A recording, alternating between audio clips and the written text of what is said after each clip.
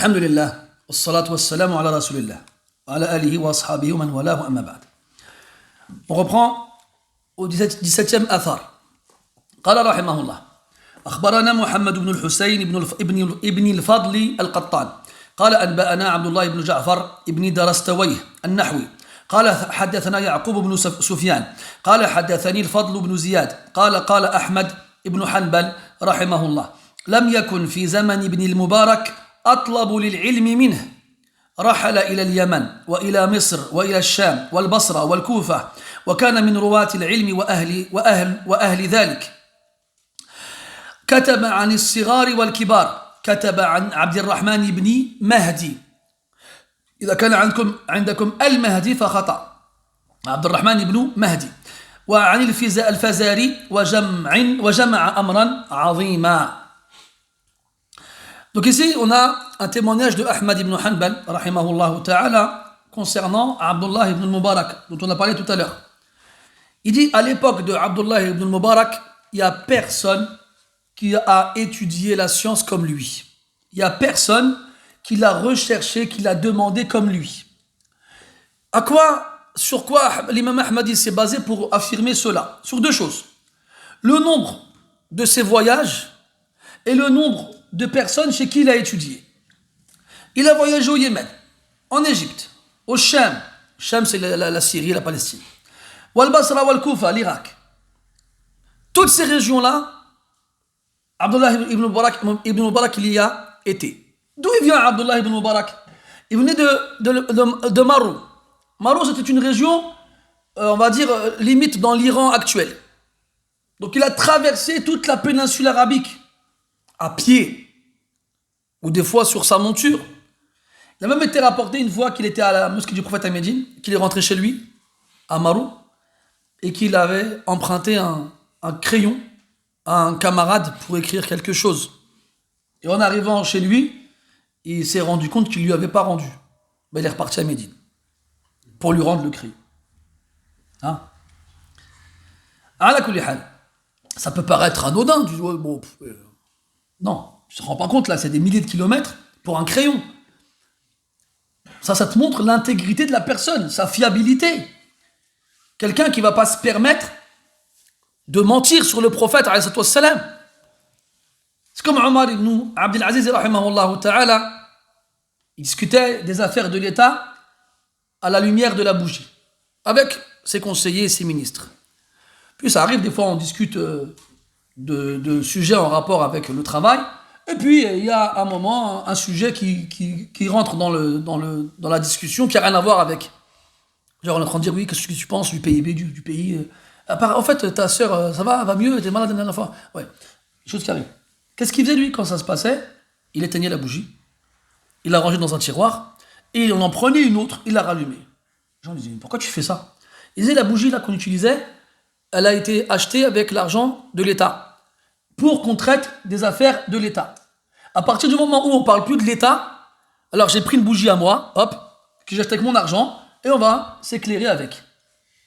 C'était des gens comme ça, les salafs. Pour que tu comprennes pourquoi ces hommes-là, Allah il les a élevés. Taïb. Donc il a voyagé partout, rahimahullah ta'ala. Wa kana min ruwati al-ilm wa ahli dhalik. Il était parmi ceux qui rapportaient la science. Wa ahli dhalika ay ahli al-ilm. Et il faisait partie des gens de la science.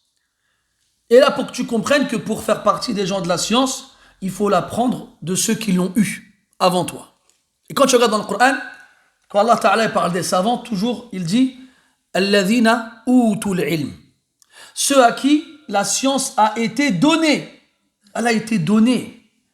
C'est pas toi qui l'apprends, c'est Allah qui te la donne. Comme il dit subhanahu wa ta'ala dans le verset Yu'ti al-hikmata man yasha wa man yu'ta al-hikmata faqad utiya khayran kathira. Il donne la sagesse à qui il veut. Et celui qui a reçu la sagesse, il a certes reçu un énorme bien. La hikmah, la science.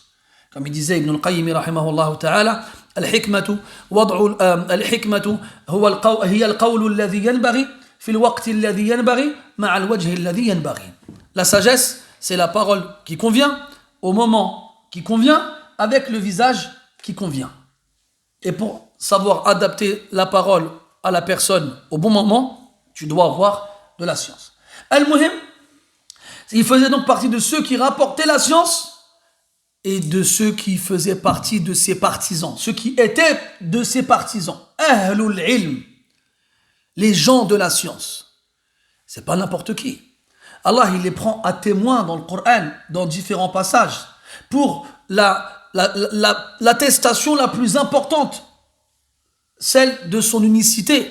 Shahidallahu annahu la ilaha illa huwa wal malaikatu wa ulul ilmi qa'iman bil qist. Allah, il atteste qu'il n'y a aucune divinité digne d'être adorée en dehors de lui, ainsi que les anges et les partisans de la science. Et dans Ar-Rum, Allah Ta'ala dit وَيَوْمَ تَقُومُ السَّاعَةِ يقسم المجرمون ما لبثوا غير ساعة كذلك كانوا يؤفكون وقال الذين أوتوا العلم والإيمان لقد لبثتم في كتاب الله إلى يوم البعث. Al-Aya. Dans de nombreux versets, Allah Ta'ala, il nous cite le témoignage des savants, des gens de la science, le jour de la résurrection contre les autres. Ici, le jour de la résurrection, les mécréants jureront ne pas avoir passé sur terre plus d'1 heure. C'est ainsi qu'ils ont été trompés. Et ceux à qui la science et la foi ont été donnés. وَقَالَ الَّذِينَ أُوتُوا الْعِلْمَ وَالْإِيمَانَ لَقَدْ لَبِثْتُمْ فِي كِتَابِ اللَّهِ إِلَى يَوْمِ الْبَعْثِ. Non, vous êtes restés dans la science d'Allah jusqu'au jour de la résurrection. Et dans Nahl, Allah Ta'ala dit قَالَ الَّذِينَ أُوتُوا الْعِلْمَ إِنَّ الْخِزْيَ وَالسُّوءَ عَلَى الْكَافِرِينَ. Ceux à qui la science a été donnée vont dire ce jour-là, al-khizi, l'avilissement, wassou et le mal seront pour les mécréants. Donc les partisans de la science, ils ont une place extraordinaire auprès d'Allah subhanahu wa ta'ala. Et Abdullah ibn Mubarak, du témoignage des gens de la science, faisait partie des gens de la science. Et comme le poète disait, la ya'rifu ahla al-fadli illa zawuhum, ne reconnaît les gens vertueux que ceux qui la possèdent, la vertu. Tu veux savoir qui sont les savants? Demande aux savants. Demande pas aux ignorants. Tu veux savoir qui sont les vertueux? Demande aux vertueux. Demande pas aux pervers. طيب. كتب عن الصغار والكبار. Il a écrit chez les petits et chez les grands. Il faut savoir que quand on parle de sirar et kibar, chez les salafs, il y a 2 sens. Le premier de base, c'est en fonction de l'âge ou la notoriété. Sirar, les petits, al-kibar, les grands. Dans le sens classique du terme. Et il n'y a pas de mal à aller apprendre la science des gens qui sont plus jeunes que nous. Ou qui ont moins de notoriété que nous. Les ulama rapportaient des fois des hadiths de leurs élèves. Le poète il disait فقد روى الأشياخ عن الصغار كما روى الزهري non c'était pas ça كما روى الأشياخ عن طلابهم كما روى الزهري عن مالكهم. Il y a des savants qui ont rapporté de leurs élèves comme Az-Zuhri il a rapporté de Malik alors que c'est son professeur. Et Wahb, Abdullah ibn Wahb qui est un élève de l'imam Malik, eh bien l'imam Malik l'a rapporté de lui des hadiths aussi. Donc il n'y a pas de manqasa, de honte dans cela, de rapporter la science de ceux qui sont plus jeunes que toi, ou qui ont même moins de science que toi. À partir du moment où cette science-là, elle est correcte, elle est validée. Donc là, ça fait référence à cela, au sirar et le kibar. Et le deuxième sens qu'on trouve chez les salafs, quand on dit as-sirar, c'est ahlul bid'ah, les gens de l'innovation. Et al-kibar, c'est les gens de la sunna, sans regarder leur âge. Et quand tu vois maintenant les paroles des salafs comme Abdullah ibn Mas'ud radiyallahu anhu qui disait lam tazal hadhihi al-ummatu bi khayrin ma akhadat al-ilmu 'an al-akabir. Cette communauté sera toujours dans le bien tant qu'elle prendra la science des grands. Quand il dit les grands ici, c'est ahlus sunnah, les gens de la sunna. Et quand on parle de l'asarir, les petits, comme quoi à la fin des temps, on prendra la science des sirars, des petits, ça fait référence aux gens de la bid'a, les gens de l'innovation. C'est comme ça que les salafs employaient ces termes-là. Al-Muhim, Donc ici, bien entendu, on va prendre le premier sens, c'est que Abdullah ibn Mubarak, rahimahullah ta'ala, prenait la science des grands et des petits. Dans le premier sens, et pas dans le second, bien entendu, ne prenez pas la science des gens de l'innovation. Il ne faut pas prendre la science des gens de l'innovation. Pourquoi? Parce que cette science-là, en général, ils vont s'en servir pour défendre leurs innovations. D'où l'importance de s'assurer de la bonne croyance du professeur chez qui tu prends la science. Après, il donne des exemples de kibar, comme Abdurrahman ibn Mahdi, rahimahullah ta'ala. Abdurrahman ibn Mahdi, c'est un imam dans le hadith. والفزاري الفزاري كذلك وجمع أمرا عظيما. Et il a réuni énormément de choses dans la science par le biais de ces deux choses-là, de tous ses voyages et de tous les professeurs chez qui il a été. Par ce biais-là, il a réuni autant de sciences jusqu'à ce que l'imam Ahmad rahimahullah ta'ala dise de lui qu'il n'a jamais vu quelqu'un à son époque rechercher la science comme lui. وقال يعقوب حدثني الفضل قال سمعت أحمد رحمه الله وقال له رجل عمن ترى أن يكتب الحديث فقال له اخرج إلى أحمد ابن يونس إذا كان عندكم يوسف فخطأ اخرج إلى عفوا تلفتنا نعم اخرج إلى أحمد بن يونس فإنه شيخ الإسلام. Il y a un homme qui a demandé à l'imam Ahmed, tu me conseilles d'aller prendre le hadith chez qui? L'imam Ahmed il lui a répondu, va chez Ahmad ibn Yunus. Dans certaines versions du livre, vous avez Ahmad ibn Yusuf. C'est pas Ahmad ibn Yusuf. Ahmad ibn Yunus ici, Ahmad, dont l'imam Ahmed il parle, c'est Ahmad ibn Yunus al-Taymi, al-Yarboui. Et malgré le fait que l'imam Ahmed a dit de lui que c'était Shaykh al-Islam, ça c'est un laqab, قل من استحق أن يلقب به وإن كثرت على بعض الألسن. Shaykh al-Islam, c'est le Shaykh de l'Islam. C'est-à-dire que c'est quelqu'un qui a réuni toutes les sciences. Et c'est quelqu'un dont les musulmans ont tiré profit. Et ce titre a été attribué à plusieurs personnes, et rares sont celles qui l'ont mérité. Et après, avec le temps, on a une mubalagha fil alqab. Avec le temps, malheureusement, on a tendance à exagérer dans les sobriquets qu'on donne aux savants.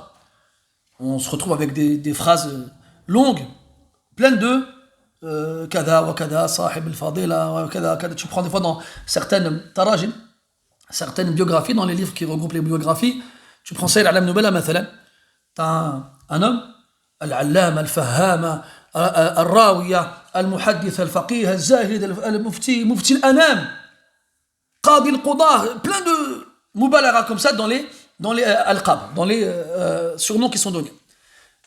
Mais quand on parle Shaykh al-Islam, en général, en fonction des madahib aussi.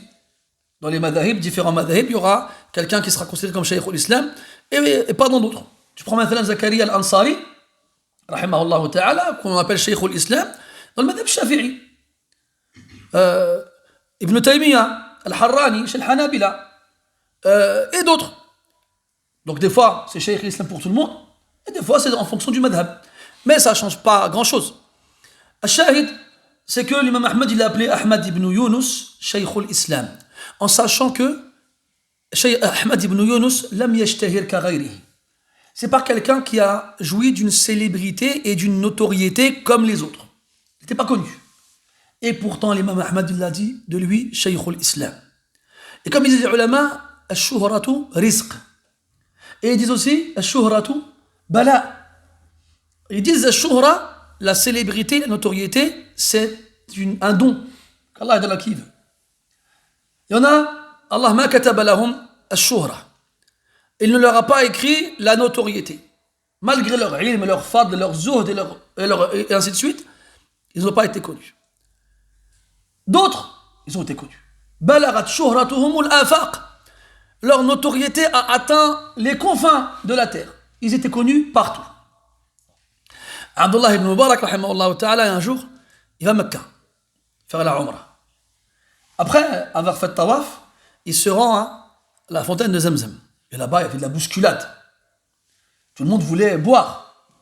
Et lui, il arrive donc avec les gens, avec ses élèves. Et les gens, ils font pas attention à lui. Ils sont là en train de chercher à boire à Zamzam. Alors, il y en a qui le tirent, il y en a qui le poussent.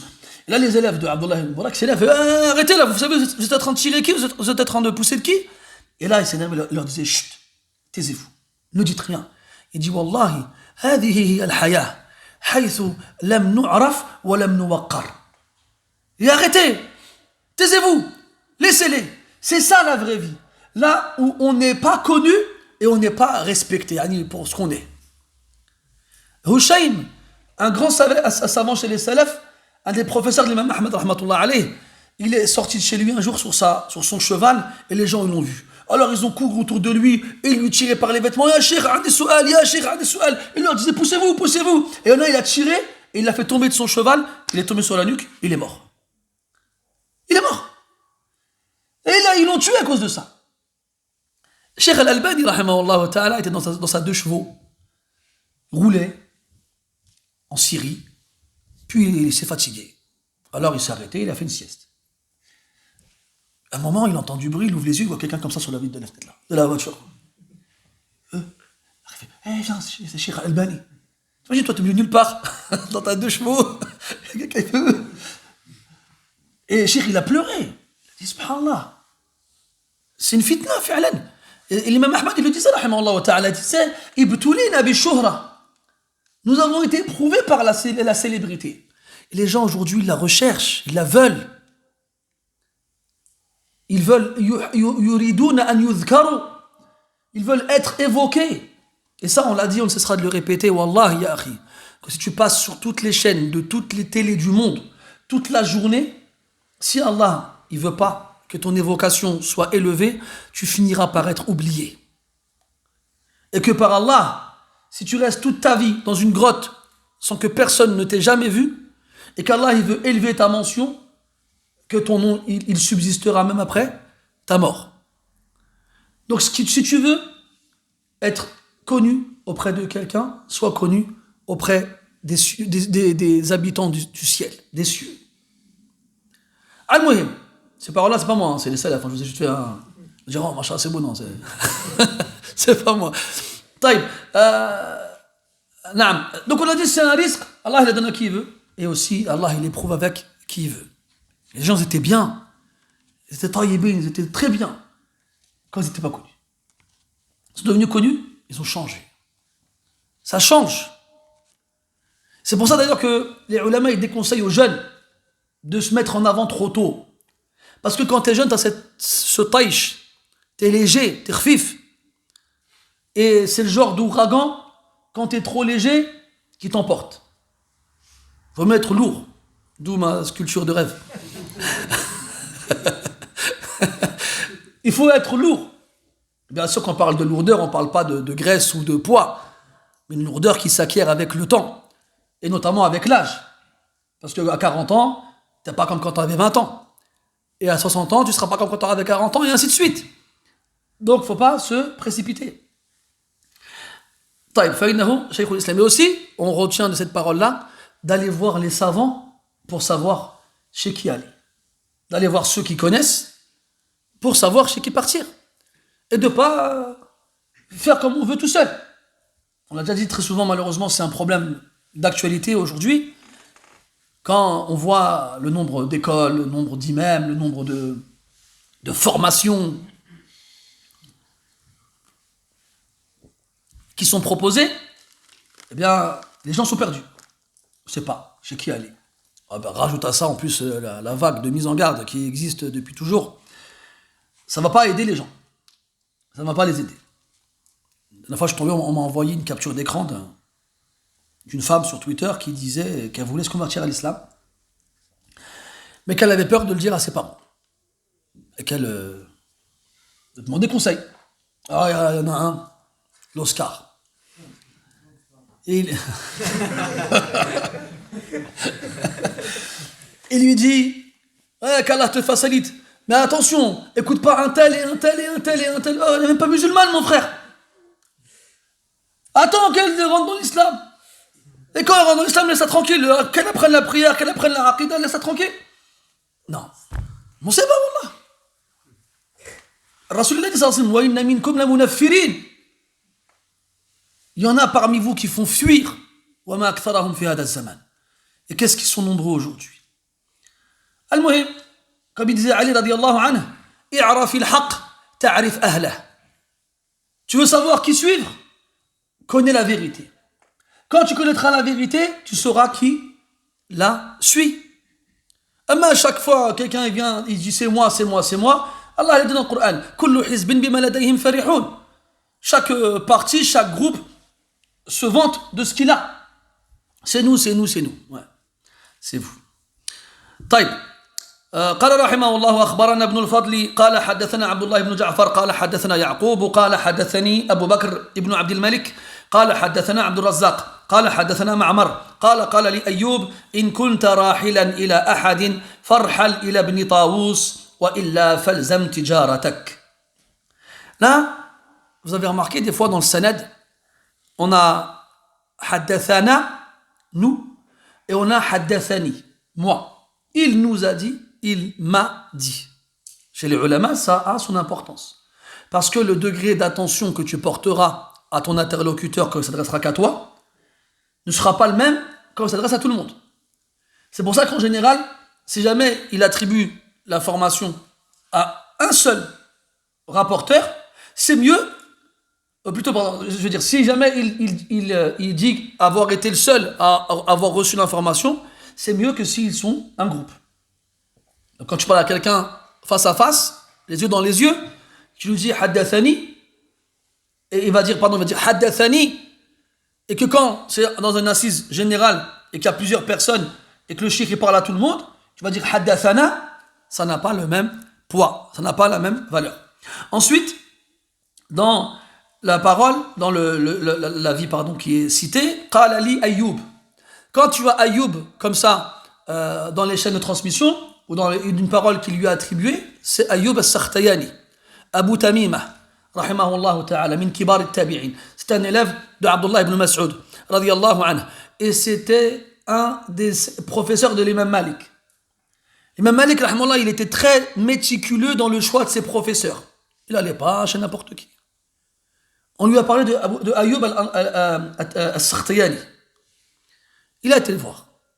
Il a dit à Ayyub al-Sakhtayani, quand il rapportait le hadith, et qu'il arrivait à Qala Rasulullah sallallahu alayhi wa sallam, il s'arrêtait de parler. Il pleurait. Il se mettait à pleurer tellement il prenait en compte qu'il est en train de transmettre la parole du prophète. Quand il a vu comment Ayyub al-Sakhtayani il respectait le prophète, il a décidé de prendre le hadith chez lui. Abu Tamima. Al-Muhim, Ayyub al-Sakhtayani dit rahimahullah ta'ala, si tu veux voyager vers quelqu'un, alors voyage chez Ibn Taous. Là, il fait référence à Abdullah ibn Taous ibn Kaysan.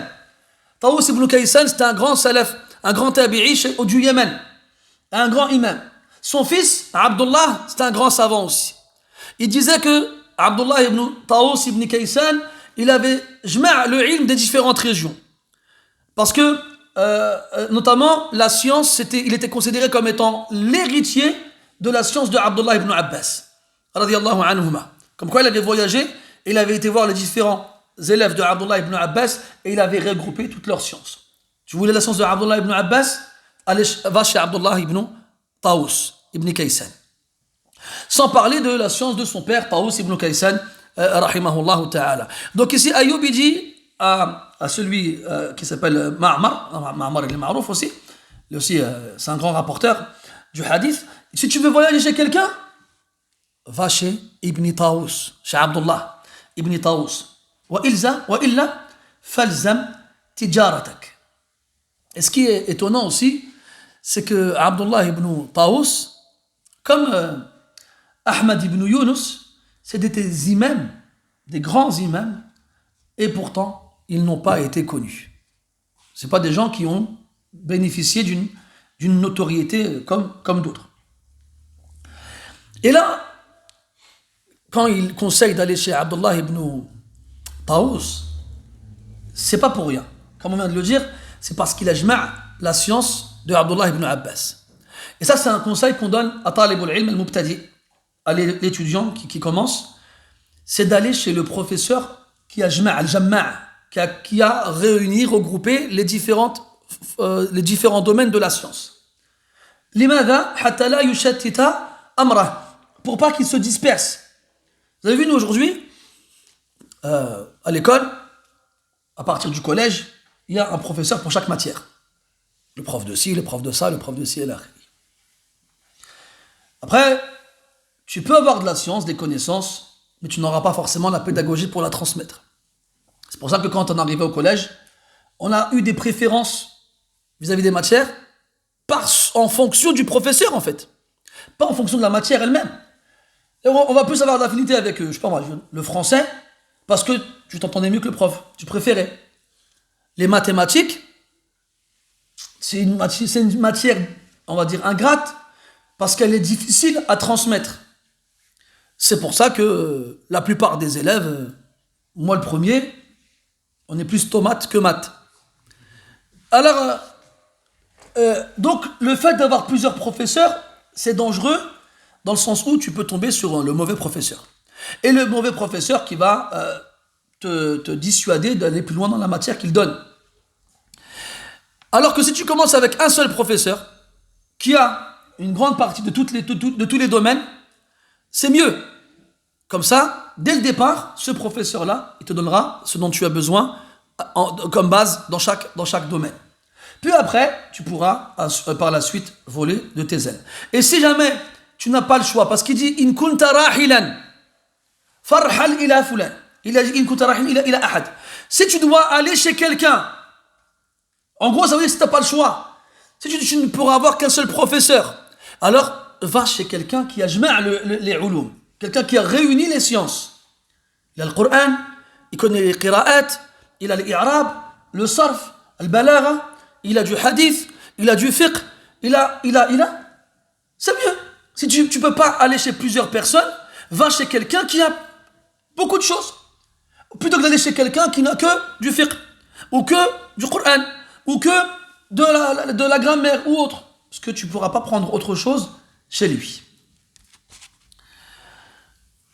قال رحمه الله أخبرنا أبو الحسن محمد بن محمد بن أحمد بن رزق البزاز قال أنبأنا إسماعيل بن علي الخطبي وأبو علي بن الصواف وأحمد بن جعفر بن حمدان قال حدثنا عبد الله بن أحمد بن حنبل قال حدثني أبي رحمه الله ورضي عنه قال حدثنا عبد الصمد قال حدثنا همام قال حدثنا عاصم بن بهدلة قال حدثني زر بن حبيش قال وفدت في خلافة عثمان بن عفان رضي الله عنه وإنما حملني على الوفادة حملني على الوفادة لقي أبي بن كعب وأصحاب رسول الله صلى الله عليه وسلم. Donc ici on a Zir ibn Hubaysh, rahimahullah ta'ala, min al-tabi'in al-ma'roufin al-mashhourin, fait partie des tabi'in. Pour ceux qui ne savent pas, les tabi'in, c'est la génération qui a suivi celle des compagnons, radiyallahu anhum. Ils ont rencontré les compagnons du prophète, alayhi salatu wassalam. Et dans les tabi'in, il y a trois castes, trois groupes. Al-Kubra, Al-Sughra, Al-Kubra, Al-Wusta wa Al-Sughra. La grande, la moyenne et la petite. Et en fait, ces castes-là seront déterminées en fonction du nombre de compagnons qui auront été rencontrés. Si on a rencontré plus de compagnons que de tabi'in, on est dans la Kubra. Si autant de compagnons que de tabi'in, on est dans la Wusta. Si moins de compagnons que de tabi'in, on est dans la Sughra. Taïb, Zir ibn Hubaysh, rahimahullah ta'ala, il dit Wafadtu fi khilafati ibn Uthman ibn Affan. Donc à l'époque du califat où Uthman ibn Affan était calife, Wafadtu al-Wufud, ce sont les délégations. C'est des groupes qu'on envoie pour des tâches précises. Donc il a été envoyé durant le califat de Uthman ibn Affan dans une délégation. Pourquoi est-ce qu'il est parti? Est-ce qu'il avait un but dans ce convoi, cette délégation précis? Oui. Ce n'était pas le même que la délégation en elle-même. Il a dit ce qui m'a poussé à faire partie de cette délégation-là, Luqayyu Ubay ibn Ka'b, radiyallahu anhu, rencontrer Ubay ibn Ka'b, le compagnon du prophète, alayhi salatu wassalam, qui était connu pour sa maîtrise du Coran. Celui à qui le prophète a dit, alayhi salatu wassalam, Inna Allah amarani an aqra'a alayka lam yakuni alladhina kafaru min ahli al-kitab. فقال أبي وهل سماني الله فقال رسول الله صلى الله عليه وسلم نعم فبكى أبي رضي الله عنه. Il était connu pour sa maîtrise du Coran et le prophète lui a dit Allah m'a ordonné de te lire la sourate Lam yakuni alladhina kafaru que vous connaissez tous. T'as vu quand on commence à prendre le Coran, quand on apprend cette sourate là, on est content parce qu'elle est plus grande que les autres. Tu ressens la fierté, hein? Bon, quand je l'ai appris, j'avais appris sur vous savez, le petit livret vert phonétique. Je ne savais pas lire l'arabe. Et donc, tu avais une sourate qui tenait généralement sur une page. Et quand je suis arrivé à la Miakouni, je vois, elle est longue celle-là. Parce qu'elle faisait 2 pages et demie. Et quand je l'ai appris, j'étais content. Je dis, ouais, je connais une sourate. Elle est longue. Miskin.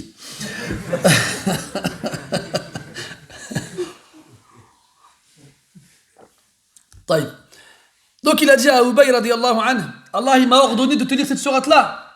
Et là Ubay radiyallahu anhu dit quoi? Est-ce qu'Allah il a cité mon nom?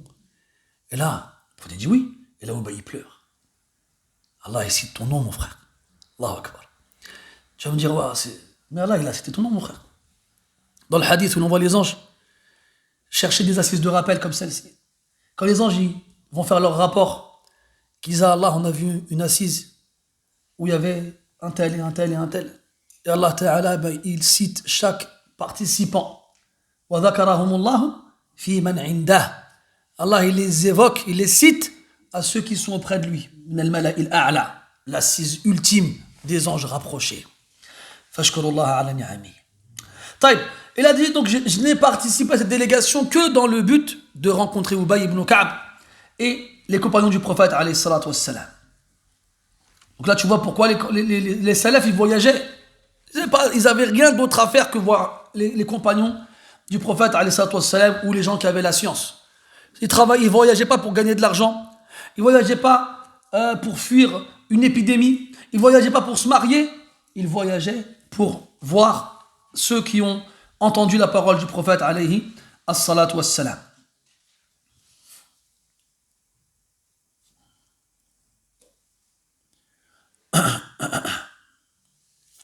Et il est important de préciser aussi un détail particulier, c'est que le khilafa de Uthman, le califat de Uthman ibn Affan, radiyallahu anhu, il a été, comment dirais-je, rythmé par beaucoup d'épreuves. C'est là qu'il y a eu As-Saba'iyoun, c'est là qu'il y a eu beaucoup de problèmes. Il y a eu des factions qui sont sorties contre Uthman. D'ailleurs, il a été tué, radiyallahu anhu, chez lui, alors qu'il jeûnait, qu'il lisait le Coran. Et il y a eu beaucoup d'épreuves. Et durant cette période-là, il était risqué de sortir, de voyager. Encore plus dans une délégation officielle envoyée par le calife, qui est considéré par les traîtres comme un traître. Et pourtant, il sort. Il voyage. Il ne se dit pas, bon, c'est la guerre, je peux me faire tuer, je vais partir avec la délégation de Uthman, il va m'arriver des problèmes. Non. C'est pour ça qu'il dit, ma hamalani ala al-wifada, la seule chose qui m'a poussé à partir, c'est de rencontrer Ubay ibn Ka'b. Il y a 2 choses. C'est l'objectif, et c'est aussi en espérant que cette délégation-là, elle soit protégée, qu'il y ait des gens qui soient là pour la défendre au cas où. Donc il va profiter de ça pour y aller, pour partir. Parce qu'en temps normal, ce serait difficile de partir de soi-même. Donc il faut prendre en compte les circonstances et choisir les moyens les plus sûrs pour arriver à bon port. قال رحمه الله حدثنا ابن الفضل قال أنبأنا عبد الله بن جعفر قال حدثنا يعقوب بن سفيان قال حدثنا عبد الرحمن بن إبراهيم عن أبي قطن عن أبي خلدة عن أبي العالية قال كنا نسمع بالرواية عن أصحاب رسول الله صلى الله عليه وسلم بالمدينة وبالبصرة فما نرضى حتى أتيناهم فسمعنا منهم. أبو العالية رحمه الله تعالى كذلك من كبار السلف. euh, il dit, nous entendions les narrations d'après les compagnons du prophète alayhi salatu wassalam à Médine et à Al-Basra, en Irak. Donc ils étaient à Médine et à Al-Basra, et on leur rapportait les hadiths des compagnons radiyallahu anhum. Fama narda, on ne s'en contentait pas, on n'en était pas satisfait jusqu'à ce qu'on aille les voir directement pour entendre d'eux directement. Comme on l'a dit tout à l'heure, ça c'était des époques où les hadiths arrivaient jusqu'à eux alors que les compagnons étaient encore vivants. Alors plutôt que de se contenter de la narration qui leur est parvenue, ils prenaient leurs affaires et ils voyageaient jusqu'à arriver chez le compagnon en question et de prendre de lui le hadith directement. Donc on ne se contente pas de la chaîne la plus longue, on va rechercher la chaîne la plus courte. Souvenez-vous, la parole de l'imam Ahmad tout à l'heure, Talabu uluwi al-isnadi min ad-din. Rechercher la chaîne de transmission courte fait partie de la religion.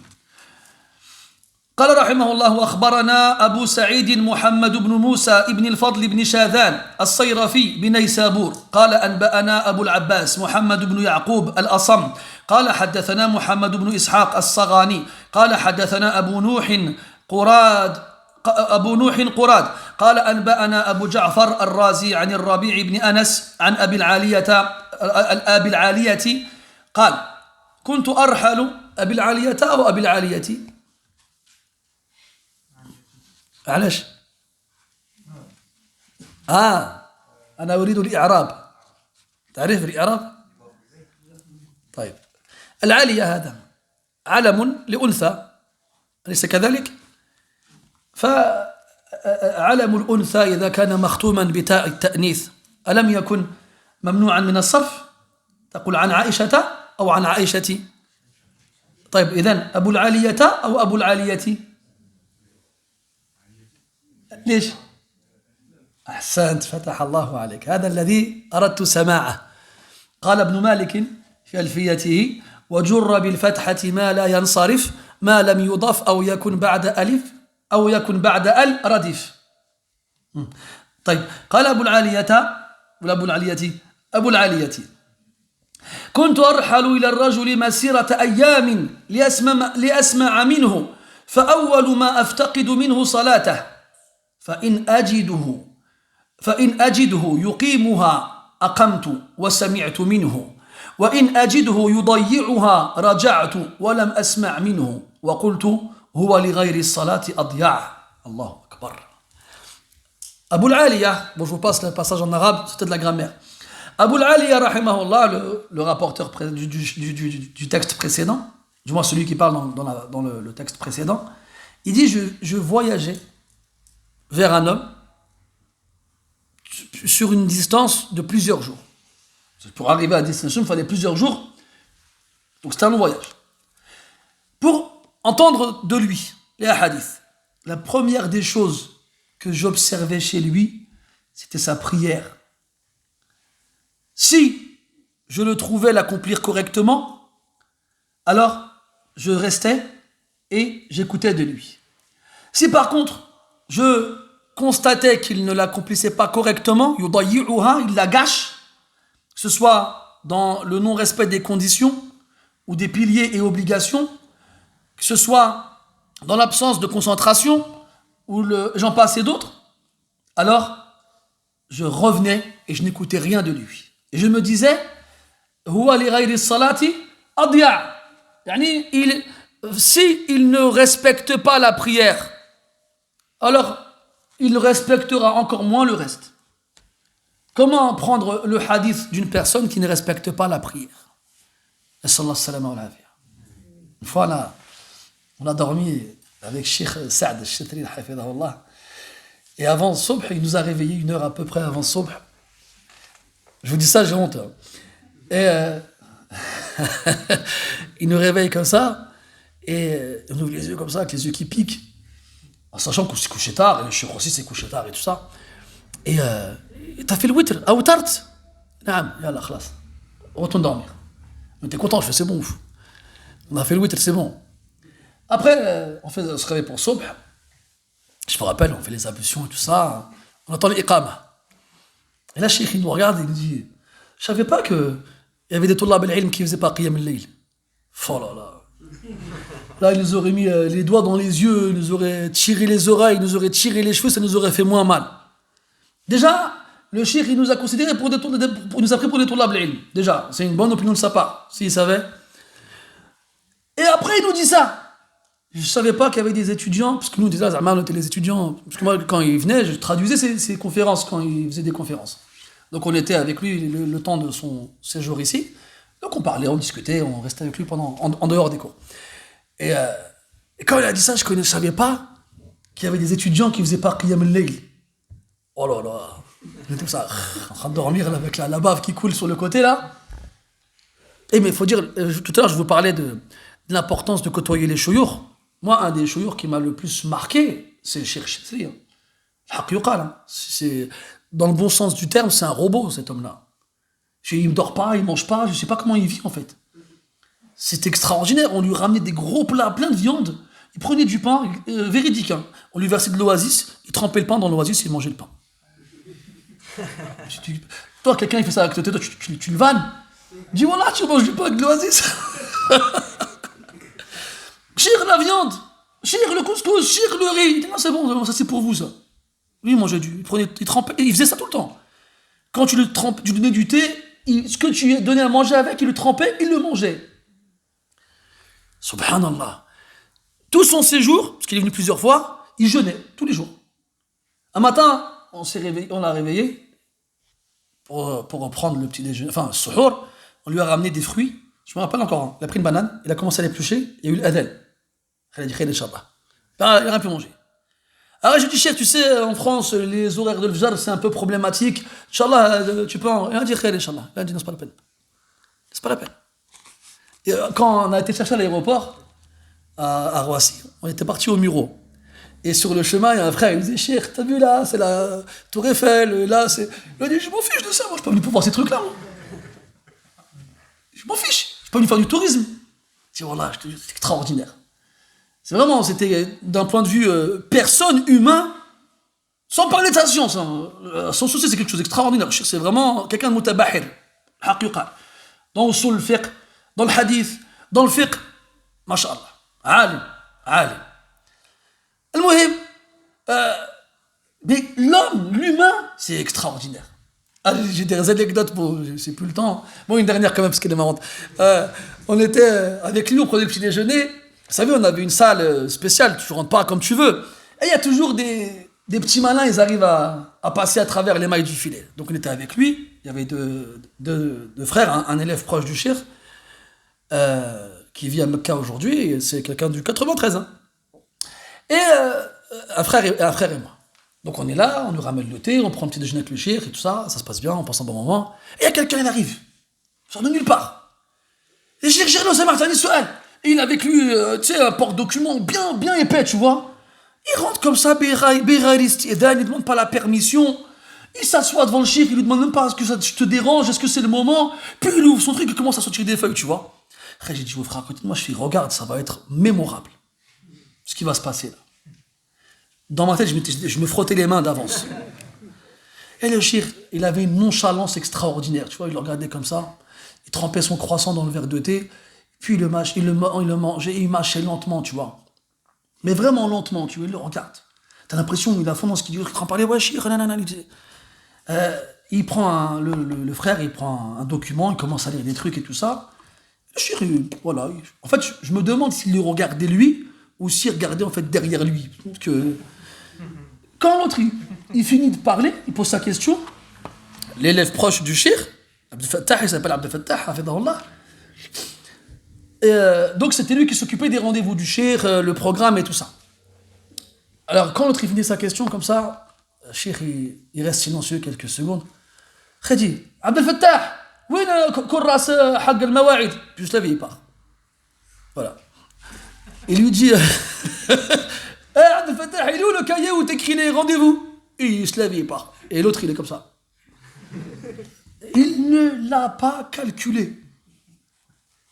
On dirait, il est même pas venu, on dirait il était invisible.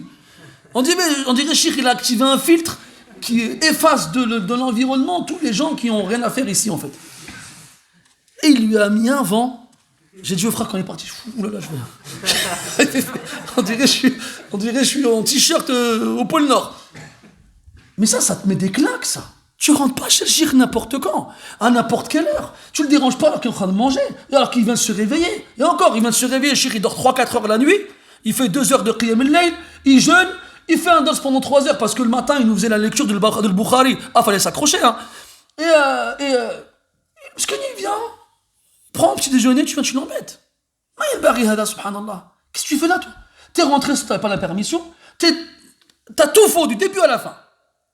Et après, ce genre de personnes qui disent quoi? Ouais, de toute façon, ce shir-là, faut pas l'écouter, il y a des mises en garde sur lui. Bah oui, bien sûr. Et le pire, c'est qu'on l'écoute, hein. C'est que ce mec-là qui va dire faut pas l'écouter un tel, il est comme ça, en fait. Il est comme ça. Wa hasbunallah wa ni'mal wakil. Je sais même plus, je lisais quoi, là, comme truc. Oui, donc il a... voilà. La prière. C'était pour l'anecdote. Donc l'importance, justement, que la personne chez qui tu prends la science, elle est une bonne pratique avant toute chose, et un bon comportement aussi. C'est pas n'importe qui chez qui tu prends la science. Il a de la science, certes, c'est possible, mais il faut que sa science, elle soit visible sur sa pratique, et que sa science, elle soit visible dans son éthique. C'est là où c'est bien, non? Et ainsi, tu pourras être sûr que la science qu'il te donne, elle est fiable. Parce qu'il l'applique lui en premier. S'il te donne une science qu'il n'applique pas, فكبر عليه 4 لوفاته. يعني انفض يديك منه. لا حاجة لك فيه. طيب, on va s'arrêter ici pour aujourd'hui, Inch'Allah. Si vous me dites, ouais, mais Akhi, t'avais dit qu'on ferait... Oui, c'est vrai, eh ben, je fais ce que je veux, voilà. Je fais ce que je veux. Et d'ailleurs, les ulama, pour revenir au athar qu'on vient de voir, ils donnaient une importance capitale à la prière. Al-Marwazi, rahimahullah, il a un livre extraordinaire, magnifique, il s'appelle Ta'zimu Qadri Salah. Tu veux savoir à quel point la prière elle est importante, lis ce livre. Lis-le pas une fois, lis-le 10 fois. Tellement il est extraordinaire. Ta'zimu Qadri As-Salah. Et tu comprendras pourquoi les salafs ils donnaient autant d'importance à ceux qui font, à la prière et à ceux qui l'accomplissent correctement. Et tu comprendras pourquoi celui qui ne priait pas chez eux ne valait rien. On s'arrête ici pour aujourd'hui. Je vous l'ai dit, on n'est pas pressé. Alhamdulillah, on est à la mosquée et le temps que vous y passez vous est compté en récompense et on aura le temps, Inch'Allah ta'ala, d'arriver à la fin du livre et puis on passera à un autre et à un autre si Allah il nous le permet, bidnillahi ta'ala. Puis après, on rentrera dans le vif du sujet. Avez-vous, mes chers frères, des questions? C'est pas une question, est-ce que je peux partir, Hamza? Vas-y. Où ça? Qui ça? Dis-moi. J'ai un ami qui m'a posé une question, il m'a dit est-ce que c'est vrai, c'est un hadith et daïf, mais il y a une bonne leçon parce qu'on peut l'apprendre? Oui, le hadith daïf, faible, c'est un hadith qui a un défaut dans sa chaîne de narration. Après, ça ne veut pas dire que son contenu est forcément à jeter. On va voir qu'est-ce qui est rapporté dans le hadith en fait. Chez la grande majorité des salafs et des ulama en général, si le contenu traite d'une bonne action, une action vertueuse, ou un bon comportement, ou la mise en garde contre quelque chose de mauvais, alors les ulama ils le prennent.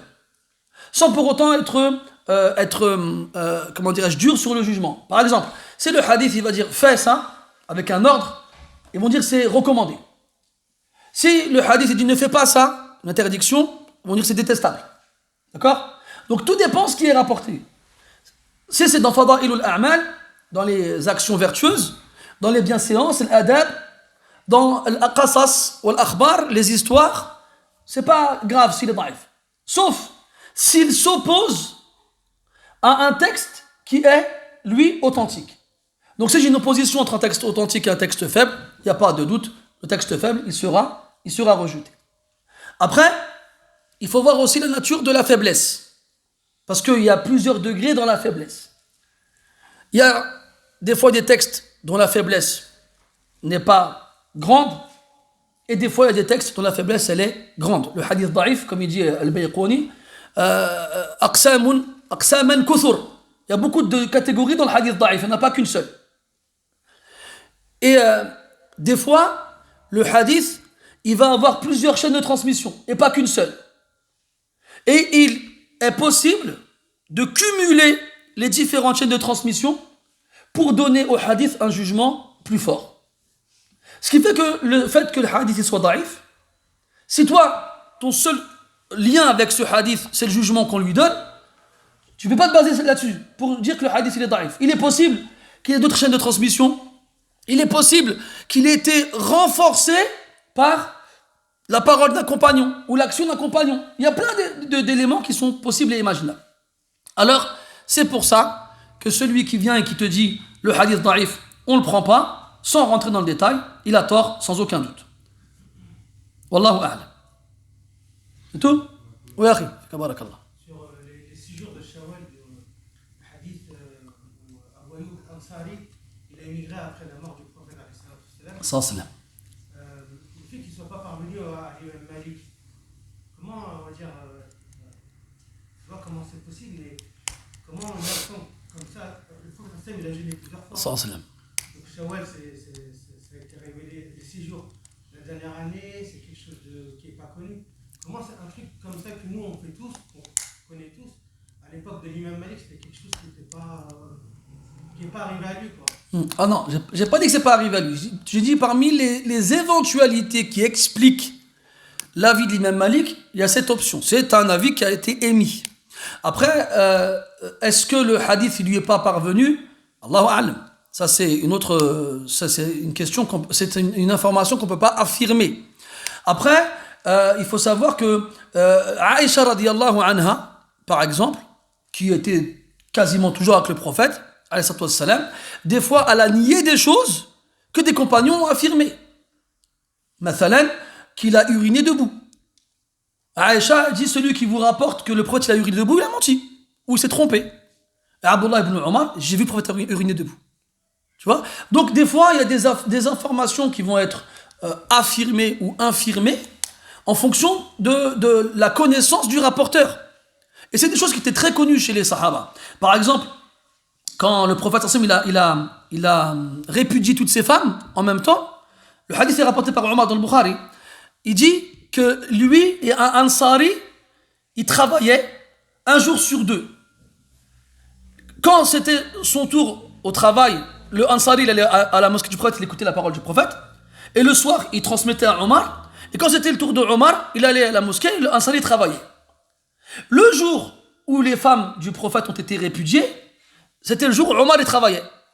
Et le Ansari, il est venu en frappant à sa porte, il dit, c'est passé quelque chose de grave. Et là, Omar, il disait qu'à l'époque, ils avaient peur qu'une tribu attaque les musulmans à Médine, et pensaient que c'était ça. Il dit, non, pire que ça. Le prophète, il a répudié ses femmes. Parce que dans les femmes du prophète, il y a qui? Hafsa. La fille de Omar. Omar, il prend ses affaires, il part en camp, al-hadith al-ma'rouf. Donc, c'est comme, on verra après, Abdullah ibn Mas'ud, radiyallahu anhu, il a fait partie des sabiqoun al-awwaloun, des premiers à cette conversion à l'islam. Et il te dit, j'ai pris 70 et quelques sourates de la bouche du prophète directement, à cette salam. Pourtant, il restait jusqu'à la fin avec le prophète. Où sont les autres? Et je veux dire, il les a prises comment? Parce que les sahaba, ils n'étaient pas toujours là. Il y en a qui voyageaient, il y en a qui se sont convertis à une certaine époque, il y en a qui étaient absents pour X raisons. Donc il y a plein de choses qui expliquent ça.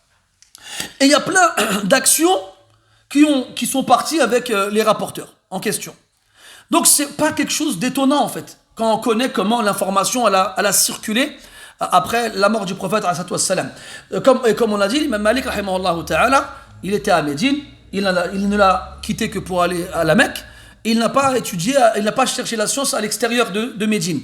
Et il est resté avec ses professeurs, qui étaient les professeurs des Sahaba, qui sont restés aussi à Médine. Donc c'est pour ça que cette éventualité elle a été soulignée, que comme Abu Ayyub il est parti au Sham après la mort du prophète, que le hadith il serait parti avec lui et qu'il ne serait donc pas arrivé à l'imam Malik rahimahullah ta'ala.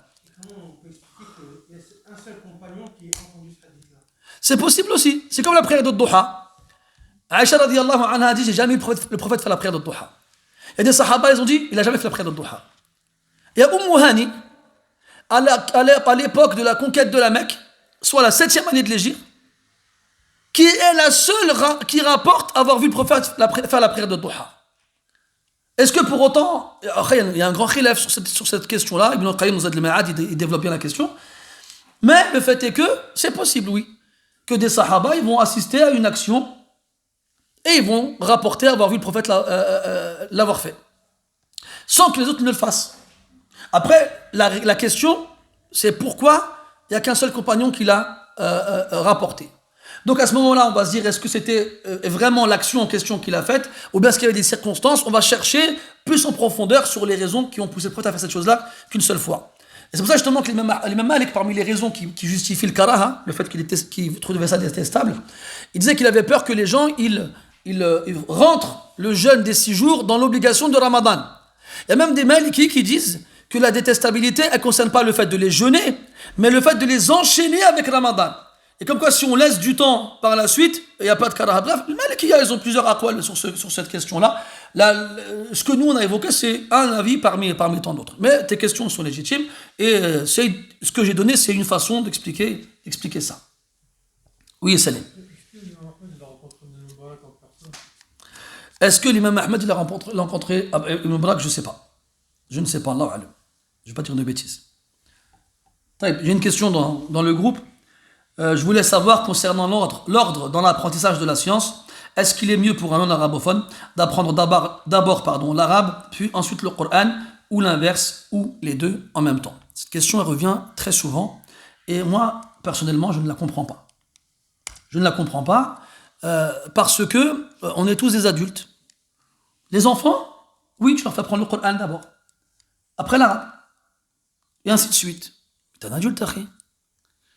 T'as pas dans la même journée 7 heures au collège et 8 heures au lycée?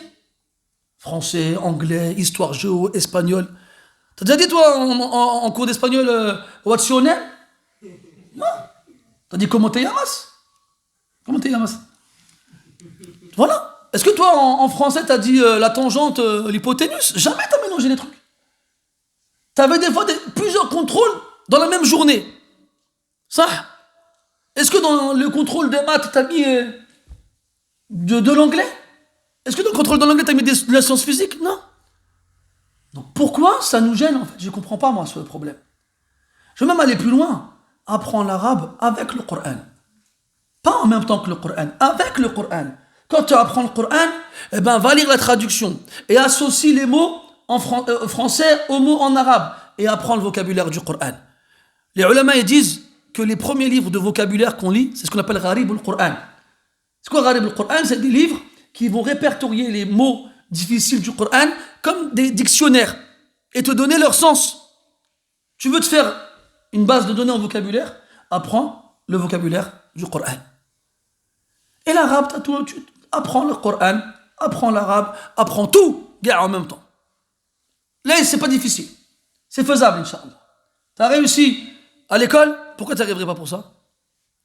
Demande à Allah tawfiq que tu y arriveras. Donc, l'un n'empêche pas l'autre. Après, il faut savoir répartir le temps. Combien tu vas apprendre de Coran dans la journée et combien de temps ça va te prendre? Est-ce que tu vas apprendre 2 pages, 1 page, une demi-page, 3 versets? La quantité importe peu. Ce qui compte, c'est la continuité. Sois régulier. Apprends tous les jours. Même un verset. Et surtout, ne l'apprends pas tout seul. Aie un shir ou une shaykha à qui tu vas lire le verset avant de l'apprendre.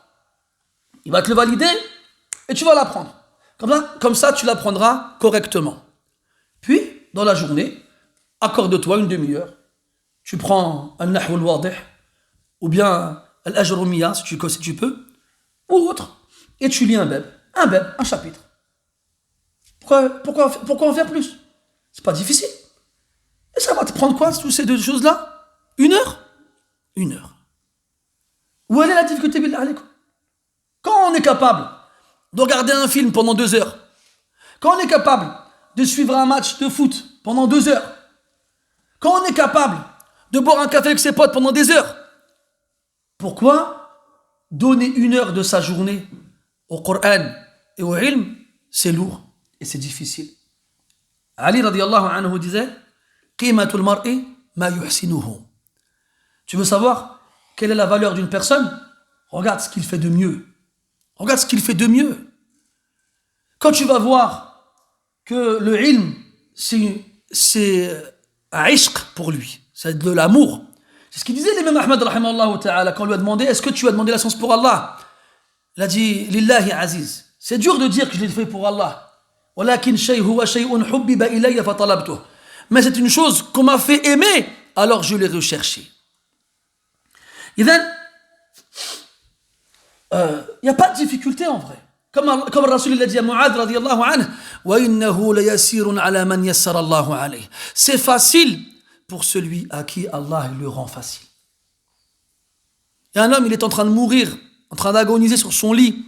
Il y a sa fille en train de pleurer à côté de lui. Et lui, il la regarde comme ça, il dit pourquoi tu pleures? Elle dit mais tu es en train de mourir, j'ai de la peine pour toi. Tu ne sois pas triste. Tu vois le coin de la maison là-bas? J'ai fini le Coran 7000 fois. Le coin là-bas.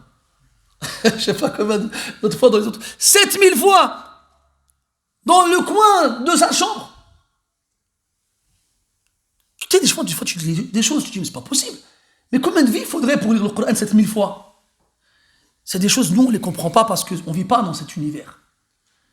Puis quand tu finis par t'imprégner, tu lis leurs histoires et tu les imagines, c'est comme si c'était des gens que tu as connus et côtoyés, tu commences à sentir l'odeur un peu.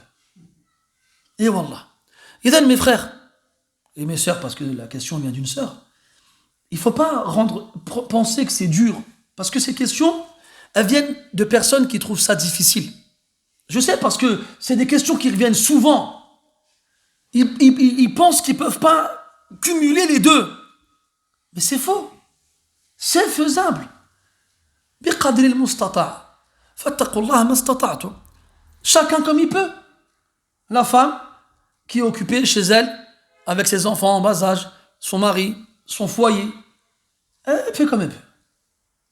Elle fait comme elle peut, elle écoute un verset, elle apprend un verset le matin, et la journée en boucle, tu as des applications maintenant. Tu mets le verset, whip it after me. Non, whip it, just. Bref, tu mets whip it, et toute la journée, tu as le verset qui tourne en boucle. Un moment, tu as un moment de libre, tu t'arrêtes, tu prends ton kitab, il y a un bab, tu prends les. Moi j'aime bien le Nahw al-Wadih parce que j'aime bien comment il est fait en fait. Tu as le dars, tu as des amthila, tu as des phrases qui servent d'exemple, tu as le sharh de la qa'ida, l'explication de la règle, et à la fin, tu as la qa'ida, elle est encadrée comme ça. Et après, tu as quoi? Des tadribat, des exercices. C'est très bien, machallah. Et c'est un très bon livre, ce livre-là, Nahw al-Wadih. Tu prends Nahw al-Wadih, tu as des explications sur YouTube, tu as même des gens qui te le font en français. Ils ont traduit Ajloumi en français. Bon, laisse tomber. Hein. Ou bien prends une boîte d'aspirine à côté parce que tu vas avoir mal au crâne. L'apocopée et compagnie, ça fait mal à la tête. Bref, avec tout ce qu'il y a, non, c'est facile. Demande à Allah de te faciliter la tâche et tu verras que ça le deviendra. Donc moi, le conseil que je vous donne, c'est apprenez l'arabe avec le Coran. Et pas l'arabe tout court, l'arabe du Coran. أما ذهبت إلى المطار فالتقيت بهشام فقلت له من أين أنت يا هشام؟ أنا من اليابان. Est-ce qu'il y a des mecs au Japon qui s'appellent Hisham? Non, il s'appelle Son Goku et Sasuke, mais il ne s'appelle pas Hisham. Al-Muhim, ça sert à rien ça. Fais tous les livres que tu veux. Tu ne pourras pas lire des livres comme ça. Tu ne pourras pas.